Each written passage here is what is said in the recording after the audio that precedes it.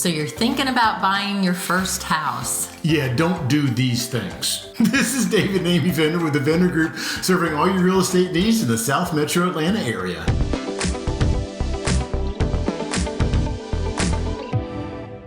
So we have had the privilege of helping many first-time home buyers purchase their home. It's such an exciting thing to do, but we've noticed some of the same pitfalls that if you're not careful, you can repeat. Everybody seems to do the same thing, so let's help you not do these. Number one, start with a good agent. Now, we may come off a little biased because we are agents, obviously serving South Metro Atlanta, but that really is, a lot of times people start with the house. They start with the house, you go online and you look on Zillow or some of these other search engines and you start there, which is kind of fun to do. And we understand that. But do that a little bit and then find yourself a good agent. Ask your family, ask your friends. Interview. A personal referral is the best way to go. It really is. Who has a great experience with an agent? Obviously, if you're looking in the South Metro Atlanta, Dave and I and our team would love to help you. But if you're anywhere else in the country, we've got great referral agents all over the country, and we'll help you find a great agent if you don't already have one. And we've had the privilege of doing that. So start with a good agent. Don't start with a house. Start with the agent. And what you don't want to do is call the phone number for a house on like a realtor.com or Zillow. What you'll get is you might get a good agent, you might not. You're going to get the agent that's paying for the leads from those phone calls. And you may do really well doing that, and you may not. You're kind of rolling the dice on that one. And sometimes people call the agent that they think is the listing agent. Here's one of the reasons you don't want to do that. That listing agent works for the seller of that home. That's their primary responsibility, is to do the best for them, not the best for you. You need an agent who's doing the best for you. Yeah, so start with your agent, sit down with them. You know, we love to do buyer consultations, find out what is important to our buyer, what areas they're looking at, and kind of go from there. So then the next step is you need to get a really good loan officer. Yeah, a lot of people like to start, as we said earlier, by looking for the house, and then they may contact an agent and they're ready to make a purchase, but they haven't even talked with a loan officer. A lot of times people get online and they have an idea of what they qualify for. You put in your income and your debt ratio and all that, and you get a general idea, but then there's a lot of other things that might affect how much you can borrow that's not in that formula, that a good loan officer will get you to a much better number. And a lot of times, not just a good lender, but you want a local lender.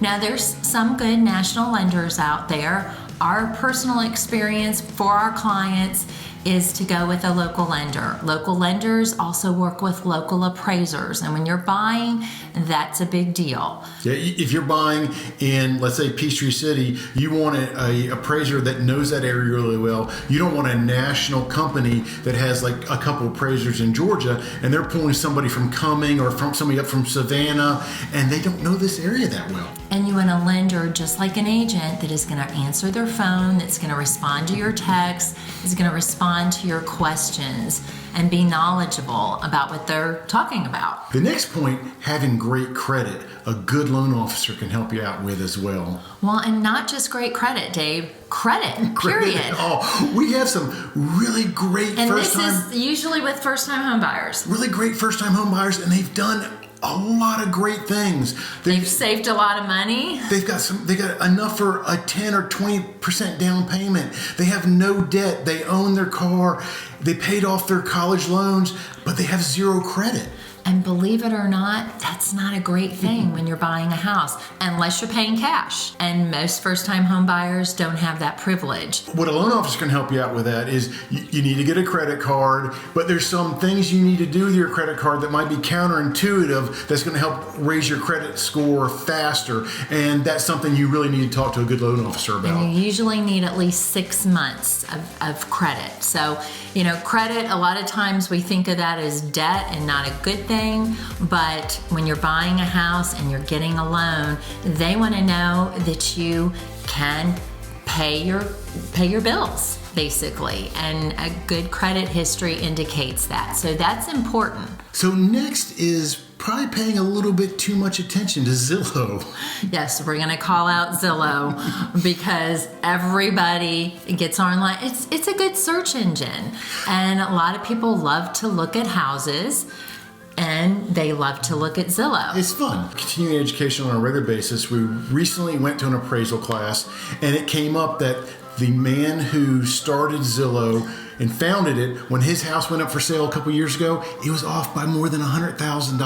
Zillow is an algorithm. It's an algorithm with an AI program running it, and sometimes it does a good job, sometimes it doesn't. And let's face it, this is probably not the first time you've heard not to pay attention to a Z estimate. It's been out there by a lot of people, but a lot of people love to look at it. Yeah. And I will tell you what, when Dave and I are going to list a house, we always look at what the Z estimate is. And you know why? The main reason is because we want to know what the general public is going to think of that house by looking at the Z estimate. Yes, and that way we have an idea. We have gone and worked with listings that we knew, and we've talked to them about. Actually, that Z estimate was off by 30, 40,000. That can go both ways. Yeah, we've seen it above and below.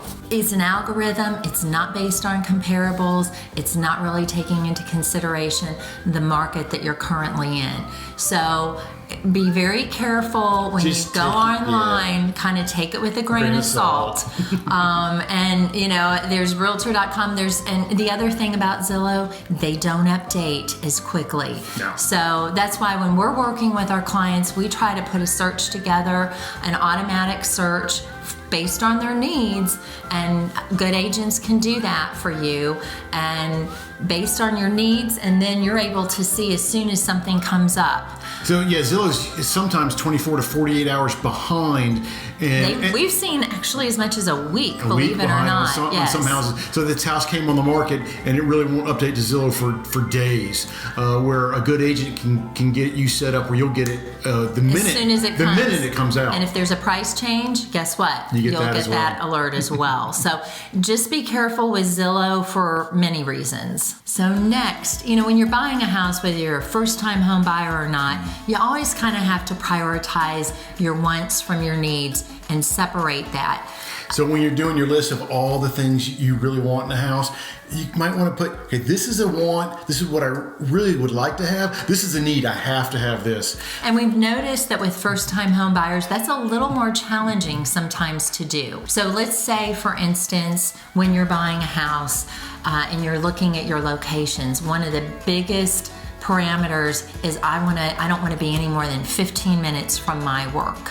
So then you start looking at some houses that are outside of that, and you find this wonderful house that has everything you want. A lot of your wants, it has the pool, it has the upgrades, it has all that, but now you have a 2-hour commute to work.